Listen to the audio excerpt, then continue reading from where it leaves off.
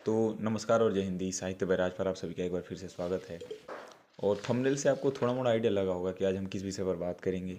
मोदी जी के लगभग 11 साल कंप्लीट हो चुके हैं और जो भी उनकी गवर्नेंस रही है, जो भी उनके द्वारा काम किए गए हैं और मोदी जी का थ्रू आउट जो 11 साल के अंदर क्या रवैया रहा है देश के प्रति। और स्पेशली मैं इस चीज़ पे बात करनी मेरा फोकस इस वीडियो के माध्यम से यही होगा कि क्यों ना किसी भी तरह का प्रेस के द्वारा और उनके द्वारा किसी भी तरह का इंटरव्यू देना विथ नॉन स्क्रिप्टेड इंटरव्यू और any kind of public debate, और जो कि एक प्राइम मिनिस्टर किसी भी इंसिडेंट के बाद कन्फ्रंट करता है, आता है पब्लिक के सामने, उस तरह से बात करना। बहुत सारे लोग कमेंट सेक्शन में कहेंगे कि अरे मन की बात तो करते ही हैं, ट्विटर पे कनेक्ट करते हैं, वीडियो कॉल के थ्रू करते हैं, वीडियो कॉन्फ्रेंसिंग के थ्रू करते हैं। तो वो सारी चीज़ें बहुत रेगुलेटरी होती हैं, मैं उस पर नहीं कमेंट करना चाहूँगा। मैं भी जानता हूँ, आप भी जानते हैं कि वो किस तरह से रेगुलेटेड होती हैं, कि 10 लोग जो लाभित होंगे उस योजना से, उन लाभित लोगों को बुलाते हैं, फिर उसके बाद उनसे पहले उनको ब्रीफिंग की जाती है कि आपको कैसे बात करना है, क्या बोलना है, क्या सारी चीज़ें करना है। मेरा बेसिकली आज इस वीडियो के माध्यम से यही होगा कि 11 साल में कोई भी एक ऐसा इंटरव्यू नहीं हुआ जिसके अंदर उन्होंने खुद प्रेस कॉन्फ्रेंस किया हो और प्रधानमंत्री के तौर पे, बतौर प्रधानमंत्री के तौर पे वो आए हों। आने के बाद उन्होंने इंटरव्यू में अपनी जो भी राय हैं, जो भी विचार हैं, या जो भी इंसिडेंट हुआ जिस पे सवाल पूछा गया, वो नहीं। बहुत सारे इश्यूज़ हैं जिस पे मैं बात करूंगा। दिल्ली दंगे हो गए 2020 से लेकर, मणिपुर का इंसिडेंट हो गया, ऑपरेशन सिंदूर पहलगाम में जो इंटेलिजेंस फेलियर था उस पर सरकार की क्या जवाबदेही रही, दिल्ली बॉम्ब ब्लास्ट हो गया जो पिछले साल हुआ, दिल्ली में बॉम्ब ब्लास्ट, वो हो गए। एयर इंडिया का जो हुआ, इंडिगो वाला केस हुआ, जो इंडिगो पे जो भी सारे सरकार के द्वारा रेगुलेटरी चीज़ें थी उसके द्वारा ना अच्छे से पालन कर पाना उसके नियम को, वो हो गया।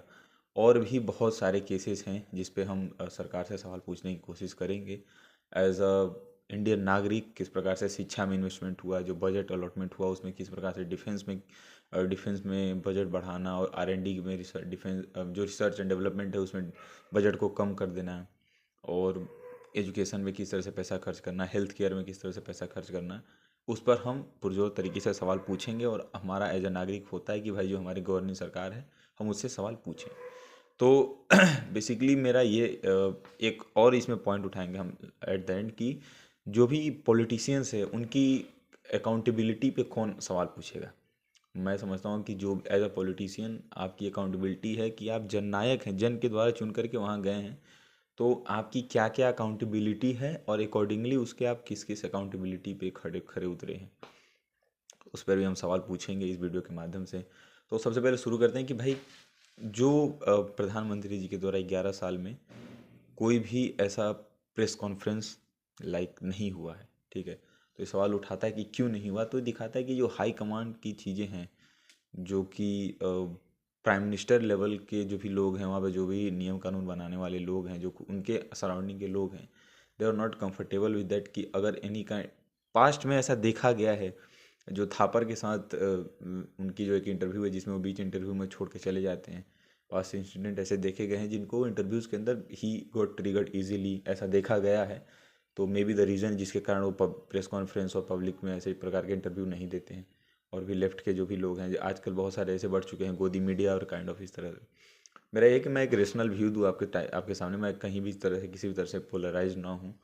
क्योंकि एज अ नागरिक हमारे लिए जो भी हम वोट दे रहे हैं, हमारे टैक्स जा रहे हैं, हमारे घर के टैक्स जा रहे हैं, हमारे लोगों के टैक्स जा रहे हैं, उस टैक्स का किस तरह से यूटिलाइजेशन हो रहा है, किस स्तर पे हो रहा है, ये हमारे लिए बहुत ही बेहद जानना ज़रूरी हो जाता है। क्योंकि अगर काम होगा नहीं, सरकार में बैठे लोग पैसा ले रहे हैं, सरकार उनको पैसा अलॉट कर रही है, उस पैसा का कहाँ यूटिलाइजेशन हो रहा है, nobody is accountable for that. तो उस पर हम सवाल पूछेंगे। दूसरा सबसे पहले चलिए शुरू करते हैं कि ये पहला टॉपिक ये हो गया कि प्रेस कॉन्फ्रेंस क्यों नहीं हुआ।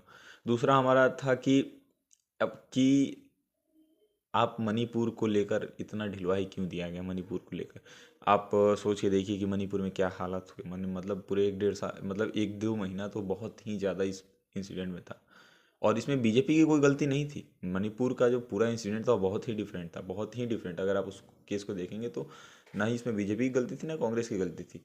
जो भी हिस्ट्री उसकी कॉन्टेक्स्ट था, आपको उसके लिए मैं अलग सेपरेट वीडियो बना दूंगा। तो वो उसमें भाजपा की गलती नहीं थी, लेकिन अगर आप एक बार विजिट कर लेते मणिपुर को, अगर वो सारी चीज़ें, तो हो सकता था कि there could be a better outcome over that. वो नहीं होना। अगला है कि गवर्नमेंट का जॉब क्राइसिस। जब ये आप प्रधानमंत्री बनने वाले थे, इनके द्वारा कहा गया कि 2 करोड़ जॉब हम हर साल निकालेंगे। कहाँ है, सरकारी जॉब भी नहीं हो रही है। बहुत सारे एसएससी सीजीएल आरआरबी, बहुत सारे जॉब्स की वैकेंसी आ ही नहीं रही है। आती है तो फिर उसके लिए 1.5-2 साल लग जाते हैं, तब तक उसकी उम्र चली जाती है। फिर एडमिट कार्ड कब आता है, फिर ये मतलब बहुत ऐसे प्रोसेस में धांधली हैं। धीरे धीरे चीज़ें सुधरने की हम भी होपफुली वी आर थिंकिंग कि सुधरेंगी चीज़ें। लेकिन अभी भी देखिए, पिछले साल नीट का पेपर लीक हो जाना, मतलब समझ लीजिए एनटीए नेशनल टेस्टिंग एजेंसी के द्वारा कराया जाता है पेपर, जेईई मेंस और नीट का। बहुत हाई लेवल की पेपर और वो सारे रेगुलेट करते हैं, लेकिन उनके द्वारा भी पेपर का लीक हो जाना ये दिखाता है कि किस प्रकार से सिस्टम में इनकन्सिस्टेंट लेवल पे लोग बैठे हैं जो सिस्टम को ब्रेक कर रहे हैं। बहुत ही लाजमी सवाल है कि उठेगा ही यह सवाल।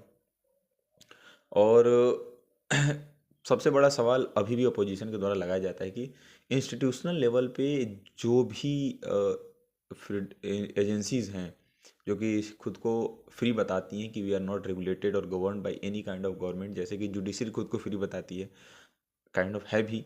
और जैसे ईडी हो गया, सीबीआई हो गया, इन सारी एजेंसीज का सेलेक्टिव तौर पे यूज़ करना। देखिए, मैं सीधा नहीं कहूँगा क्योंकि पास्ट में भी बहुत सारी ऐसी चीज़ें हुई हैं, मतलब मोदी गवर्नमेंट के उसमें कि जो ये ईडी और सीबीआई का गलत तरीके से यूज़ करना, अपोजिशन पार्टीज़ के ऊपर इस प्रकार की चीज़ें करना। और कांग्रेस के द्वारा भी, मैं ऐसा नहीं कह रहा हूँ कि, देखिए इंडिपेंडेंट एजेंसीज जो हैं उसका use by the time political party अपने वेपन के तौर पर यूज़ करती रही हैं। तो अपोजिशन के द्वारा सबसे बड़ा सवाल ये भी था कि भाई आप सारी जो एजेंसीज हैं इनका इस तरह से यूज़ करना ताकि आप उनको मैनिपुलेट करके बहुत सारी चीज़ें कर सकें। एक ये हो गया। अगला हमारा सवाल ये था कि करप्शन को लेकर आपने कहा कि हम करप्शन मुक्त कर देंगे भारत को। आपकी जो पॉलिसीज़ थी डिमोनेटाइजेशन की है, उसके बाद भी कह सकते हैं कि जो 98% करेंसी थी वो वापस आरबीआई के पास पहुंच गई। तो आपने कहा कि करप्शन भी बंद कर, करप्शन ख़त्म हो जाएगा। लेकिन ऐसा कई बार देखा गया कि आपके खुद पॉलिटिकल पार्टीज़ के अंदर बहुत सारे लोग ऐसे हैं जिनके ऊपर अभी ध्यान दे और इस तरह की चीज़ें हैं। अगला एक सवाल ये भी उठता है कि जो करंटली गवर्नमेंट है, जो इंडिया रूलिंग गवर्नमेंट है, उसके अंदर जो भी अपोजिशन से और किसी भी पार्टी से लीडर आते हैं उनको आप ग्रीन फ्लैग दे देते हैं। कैसे, मैं बताऊंगा। जैसे कि कई सारे अपोजिशन में रहते हुए लीडर जो थे वो क्रिमिनल के अंदर कन्विक्टेड थे। जैसे हेमंत बिस्वा शर्मा, अभी आसाम के जो चीफ मिनिस्टर है, वो कांग्रेस में थे, तब तक तो उन पर बहुत सारे वो हो रहे थे, लेकिन जैसे ही वो भाजपा में है, आसाम के चीफ मिनिस्टर बने, उनके सारे पाप धुल गए। तो काइंड ऑफ क्या आपकी party as a washing machine के तौर पे काम कर रही है, ये भी एक बहुत बड़ा सवाल उठता है। और एक जो सबसे बड़ा सवाल मैं समझता हूँ कि ये सारी चीज़ें देखिए आरोप प्रत्यारोप लगते रहेंगे, लेकिन हमारे देश में जो जॉब क्राइसिस था और एक brain drain is a term in which that the top people और the top people who has been mastered in their respective domain, जैसे कि कोई इंजीनियर है वो अपने आईटी सेक्टर में टॉप पे है, कोई इलेक्ट्रिकल सेक्टर में टॉप पे है, किसी फाइनेंस सेक्टर में टॉप पे है, सीए हैं, बहुत सारे एमबीए किए हुए स्टूडेंट्स, वो बाहर क्यों चले जा रहे हैं? आप या तो उस प्रकार के इंफ्रास्ट्रक्चर, इस प्रकार के जो एजेंसीज़ हैं वो नहीं बना पा रहे हैं, इंस्टीट्यूशनल कंपनीज़ नहीं हैं हमारे देश में, मल्टी नेशनल कॉरपोरेशन कंपनियाँ जिसके तहत वो यहाँ पे रह के काम करें।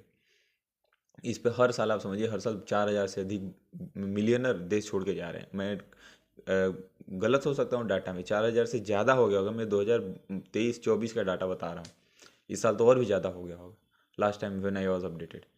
तो 4,000 से अधिक लोग क्यों छोड़ के देश जा रहे हैं मिलियनर? अगर उसमें से कुछ लोग और इन्वेस्ट करें इंडिया के अंदर तो, और how could it be major outburst हो के आएगा कि जो वो सारे लोग बाहर जा रहे हैं वो इंडिया में इन्वेस्ट करते हैं। दूसरा कि हमारे पास 140 करोड़ लोग हैं, उसमें से मोस्टली 60% से अधिक लोग हमारे नौजवान हैं। तो हमारे नौजवानों का जो हमारे पास ह्यूमन रिसोर्स है उसका हम पर्टिकुलरली उसका यूटिलाइजेशन हम नहीं कर पा रहे हैं, समझ रहे हैं? ह्यूमन रिसोर्स का हम कैसे यूटिलाइज कर पाएँ अच्छे से, क्योंकि हमारे पास ह्यूमन फोर्स की, मैन फोर्स की कमी नहीं है।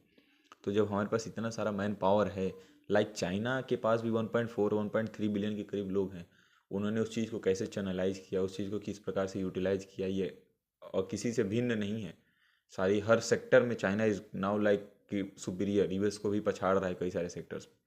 तो दिखाता है कि किस तरह से हमें लैक ऑफ गवर्नेंस और लैक ऑफ वो सारी चीज़ें और जो अपॉर्चुनिटी प्रोवाइड करा सकते थे आज के समय यूथ को, और हमारी और भी फैसिलिटीज़ को इम्प्रूव करके जो भी ब्रेन ड्रेन हो रहा है उसको भी रोक सकते थे। जॉब क्राइसिस, हमारे पास ह्यूमन रिसोर्सेज बहुत हैं, why not we could utilise.